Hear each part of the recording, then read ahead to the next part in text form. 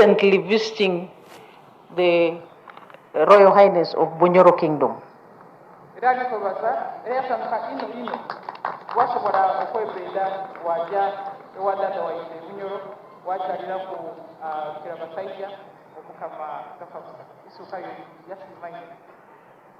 In visiting the Royal Highness of Bunyoro Kingdom, you clearly showed that there is interconnectedness between these kingdoms.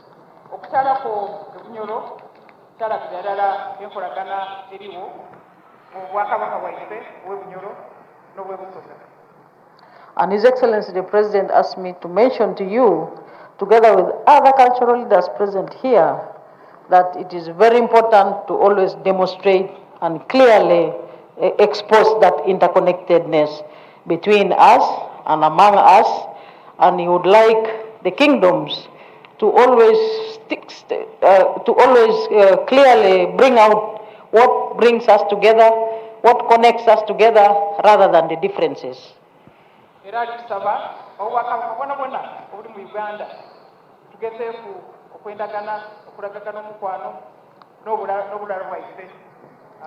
Ekitugaita n'omukwano tulabeko yawulayawulamu tukozese ofisi ezo okuyunga abantu n'okuyunga amawanga.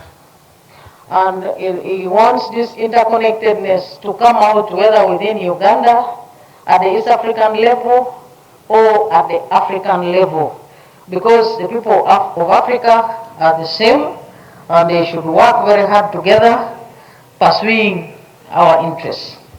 And that those who have some doubts may refer to the Batambuzi dynasty or the Bachwezi dynasty. Era alikoba ati kino kimukwa mu Uganda yonka mujje mu mawanga agatuliraine n'agandi gonna okulaga obulalo bwaife kubanga amawanga ga Africa gonna tuli bantu balala. Era obanga eri atayikiriza ekyo alina kyabuuza mujje musome history ey'abatembuzi ni history ey'abachwezi mwida kubona engeri kyetugemaganamu ng'ebika n'amawanga. And that he shared the same message with the Prince the Kabaka of Buganda when he was still a prince then, when he was in London, and assured the Kabaka that he is going to reinstate the kingdoms in Uganda, but also emphasized to him that when he reinstates the kingdoms should demonstrate unity and what brings them together. Amagezi ago tagatandise lwaleero. Kabaka wa Buganda awekisengedde Ronald Mutebi bwe yalina ye Bungereza ng'akalukwizawo bwa Kabaka mu Uganda yamukakasa nti nja kubwizaawo aye mukubwizaawo ndikusaba nti wonna atya makuntebe wena yongera okulaga omukwano mu mawanga agandi okiraga nti Uganda eri galala. And that we should always remember that we are all descendants of other indigenous African people. That's why in the names, for instance, like Wamala, it is found in Buganda, it is found in Western Uganda, it is also in DRC, and it is in Tanzania. So a clear demonstration that we are the same people. Ekiraga nti amawanga ga Africa twentwena tuli kintu kirala twava mu bantu balala. Irina lya Wamala oliaga ne Buganda, oliaga na Western Uganda, oliaga na mu Congo, oliaga na mu nsi ezindi zonna n'olwekyo tuli kintu kirala. On Your Highness, the name like Nadiope, His Excellency say that it is here in Uganda, in Busoga, but it is also in Karamoja. Perano yakoite ina lya Nadiope tiri ku Busoga byonka nere mu Karamoja yone ilo Nadiope. And in Teso, Nadiope, it is called Odiope. There are people in Teso called the Odiope. Ne Teso eri abantu bita Odiope.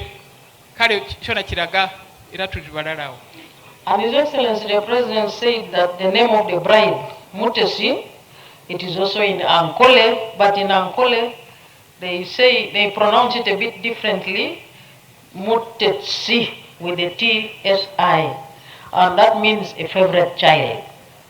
Mperano bana erina lya inde bantu Mutesi ni Ankole liriyo. Ayiro balieta Mutesi ekitegeeza omwana gwe basinga okwenda. And he said that that name also Mutesi is in Rwanda. Ne Rwanda erina liriyo erya Mutesi.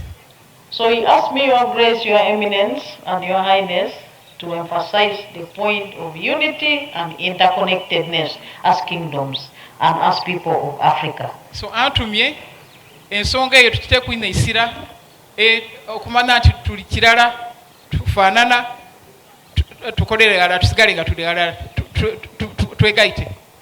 And in those few examples, he asked me to state that you will find an opportunity to have you and the Queen. He will host you with Mama in State House with your delegation.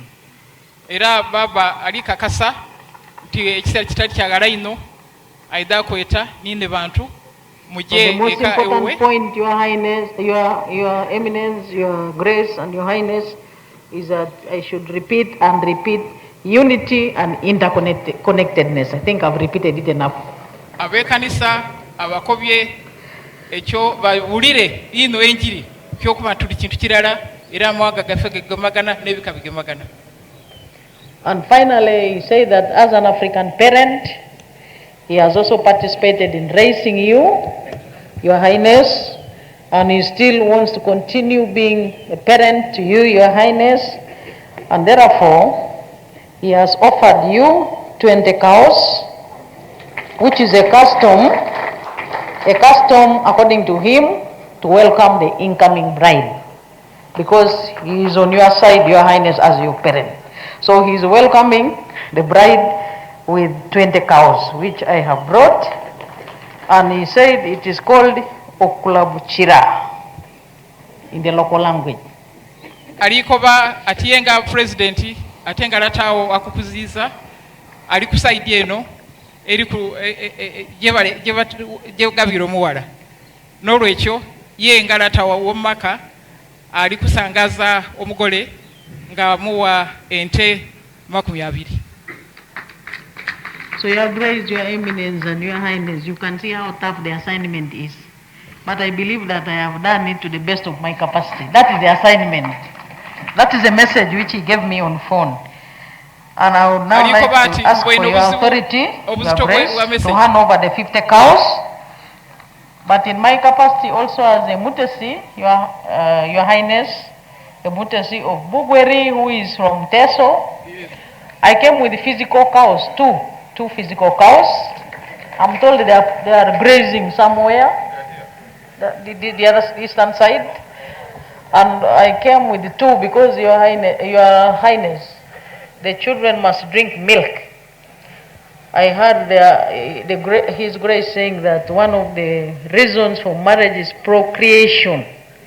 Procreation means we are going to have children very soon, and therefore the children must drink milk. And those cows, according to the vet, when one is having a calf, one will be in calf. So at all times there will be milk in the palace for those children. Alikoba atinga ugaise kwente eda presidenti